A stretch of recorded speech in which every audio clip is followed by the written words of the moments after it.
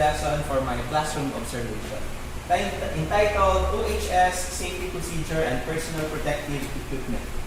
Okay? Ano? So, in the first slide, you can see the curriculum guide. It's under third quarter, third week, Safety Procedures and Personal Protective Equipment, or PPE.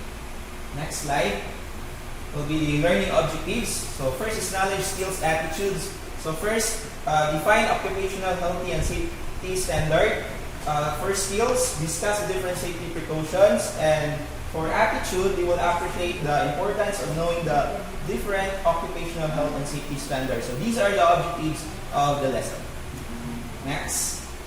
So in Engage, the student will answer the pre-test, and then another activity, which is in book widgets. So if they have interconnection at home, they will scan this QR code and then they will go directly to the jumbled pictures. So with the use of internet, they will manipulate these jumbled pictures and then perform into one picture that relate to the lesson.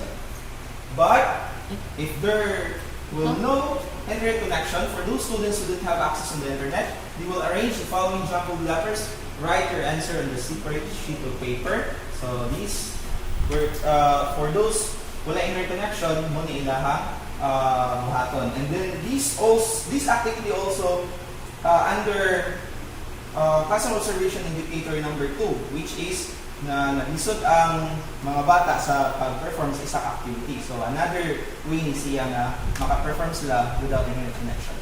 Next slide.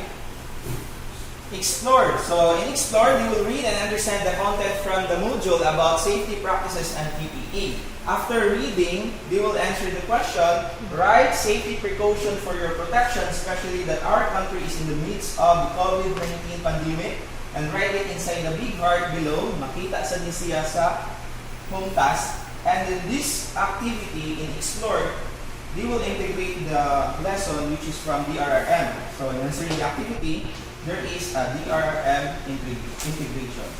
Next slide. Explain. So in Explain, answering the process question, there is a question related to the reading sa Explore. So based on the rubrics, 10, 7, 5 points, and they will answer it to follow with the grammar construction. So in this activity, they will integrate the subject in English, which is they follow the grammar construction in answering the essay. Next. And elaborate, so they will take a picture of yourself or a video presentation performing OHS procedure and safety practices in doing household chores inside the house. So upload it on the Facebook page or save it in a flash drive, and deadline next week on Monday, March 29, 2020. In this activity also, the students are doing their household chore and integrate the values in doing household chore. At the same time, we will integrate also the physical fitness, the PE. So, elaborate. Then, for evaluation, they will going to write through if the statement or the underlined word is correct. If false, they're going to change the words to make it correct statement. Next. So, in learning enablement, it's same also with the reflection. It states that according to Reynolds Training Services, safety doesn't happen by accident. So we need to have a preparation. We need to learn these safety practices so that we will avoid accident. And for the summary, so these are the indicators of classroom observation. There are 3 indicators.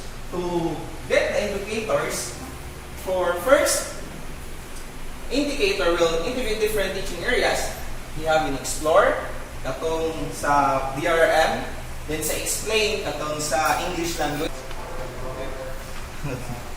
So, the second indicator, so teaching studies that are responsive to special educational needs of learners is difficult to certain circumstances, include geographic isolation. For example, wala sila internet connection. So, unsa man nga activity nga ma-fit nila. So, muna diari sa ako ang activity sa na-perform siya sa katong nag-grumble na lang sila letters na ilang isolve diari. So, na-check na ito indicator number 2. For indicator number 3, you will use or organize the appropriate teaching and learning sources including ICTs. So, in manipulation of ICT, na siya sa engage, which is katong na-jumbled using interconnection, katong QR code, ilang i-arrange ang jumbled pictures. Next.